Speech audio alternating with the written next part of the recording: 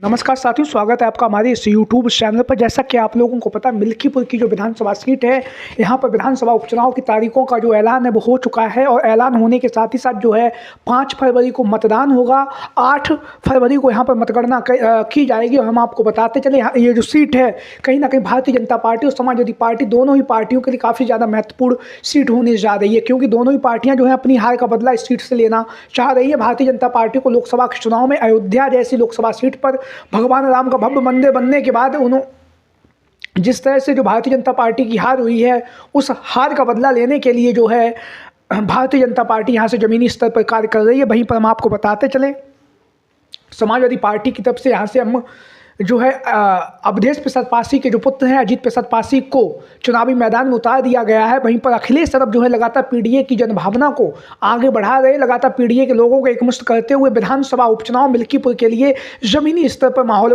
बना रहे हैं। जहां पर अखिलेश यादव लगातार पीडीए की बात कर रहे हैं, पिछड़ा दलित अल्पसंख्यक आदि आबादी को एकमुश्त करते हुए विधानसभा उपचुनाव जो मिल्कीपुर में होने जा रहा है उसकी तैयारियों में जुटे हुए हैं। और अखिलेश यादव जी के द्वारा जो है मिल्कीपुर की विधानसभा सीट से समाजवादी पार्टी के प्रत्याशी के तौर पर अजीत प्रसाद पासी को चुनावी मैदान में उतार दिया गया है। वहीं पर अभी तक भारतीय जनता पार्टी मिल्कीपुर की विधानसभा सीट पर प्रत्याशी को उतारने में पछाड़ रही है। कहीं ना कहीं भारतीय जनता पार्टी हर संभव प्रयास कर रही है कि मिल्कीपुर की विधानसभा सीट से जमीनी जिताऊ टिकाऊ प्रत्याशी को चुनावी मैदान में उतारा जाए, जिससे अयोध्या की लोकसभा सीट पर जिस तरह से भारतीय जनता पार्टी को करारी शिकस्त का सामना करना पड़ा है, कहीं ना कहीं उस शिकस्त का जो बदला है वो समाजवादी पार्टी से लिया जा सके।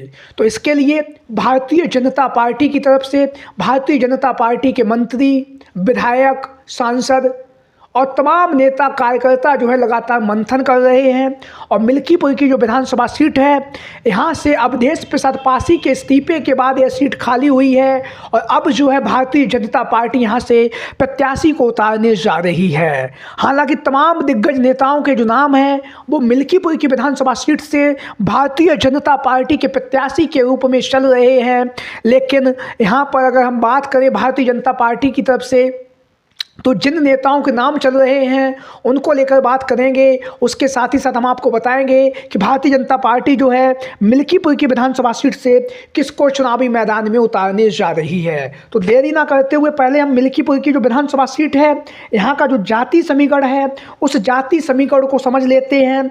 मिल्कीपुर की जो विधानसभा सीट है, यहाँ पर 3,55,000 के समथिंग जो है यहाँ पर मतदाता हैं और जो कहीं ना कहीं निर्णायक भूमिका में यहाँ पर दिखाई भी देते हैं जब यहाँ पर चुनाव होता है तब।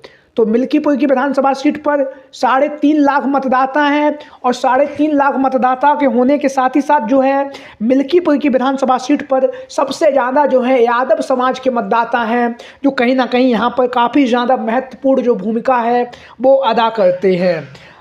जहाँ पर 65,000 यादव मतदाता हैं, वहीं पर 60,000 यहाँ पर पासी मतदाता हैं, जो कहीं ना कहीं इनकी जो स्थिति है वो साफ तौर से यहाँ से विधायक के निर्धारण करने में काफ़ी ज़्यादा महत्वपूर्ण भूमिका जो है वो निभाते हैं। 60,000 यहाँ के पासी मतदाता हैं और अजीत प्रसाद पासी जो यहाँ से रिकॉर्ड मतों से उनके पिताजी अवधेश प्रसाद पासी जो जीतते रहे हैं, उसमें भी कहीं ना कहीं पासी समाज का अहम योगदान रहा है। तो पासी मतदाताओं को अपने मुश्त में करने के लिए भारतीय जनता पार्टी की तरफ से बाबा गोरखनाथ जो है टिकट की दावेदारी कर रहे हैं, लगातार क्षेत्र भ्रमण कर रहे हैं, लगातार लोगों के बीच में, जनता के बीच में पहुंचकर जो है अवधेश प्रसाद पासी जमीनी स्तर पर जो है उनको टक्कर देने के लिए भारतीय जनता पार्टी को प्रयास कर रहे हैं। वहीं पर बाबा गोरखनाथ भी जमीनी स्तर पर कार्य कर रहे हैं। पिछली बार में 2017 के विधानसभा के चुनाव में वह यहाँ से विधायक भी रह चुके हैं और सबसे मजबूत अगर दावेदारी किसी की है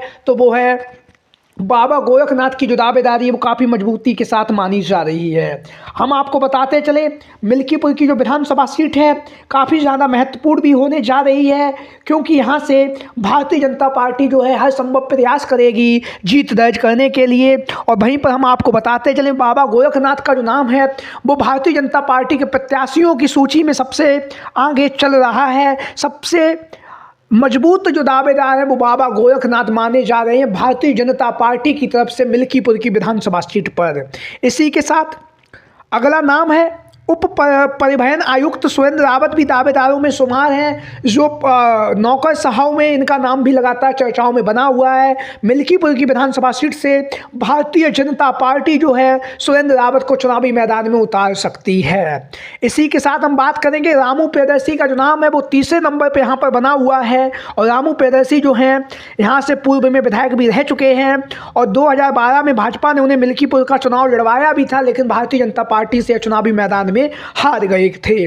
उसके बाद अगर हम बात करें तो यहाँ पर स्थानीय नेताओं की अगर बात करें तो यहाँ पर चंद्रभानु पासवान का नाम भी लगातार चर्चाओं में बना हुआ। वर्तमान समय में जिला पंचायत सदस्य हैं।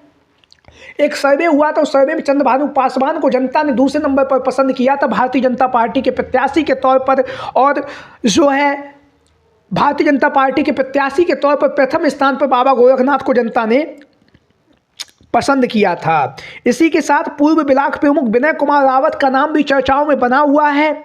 सिया राम रावत का नाम भी चर्चाओं में बना हुआ है। विजय बहादुर फौजी जो है उनका नाम भी यहाँ पर चर्चाओं में बना हुआ है।